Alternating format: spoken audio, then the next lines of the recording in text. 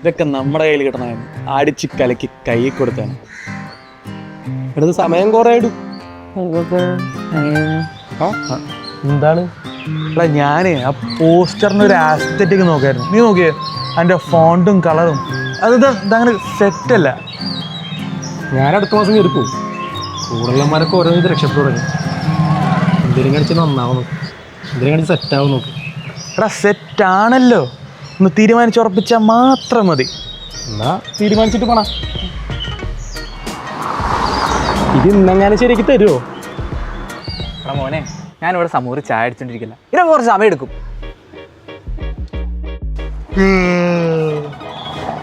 എന്താടാ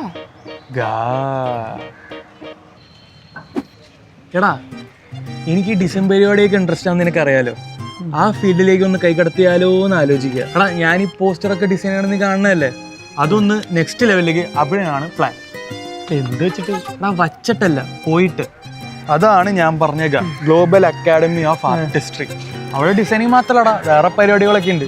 വേറെന്ത് പരിപാടി? അല്ല നീ പറഞ്ഞില്ല.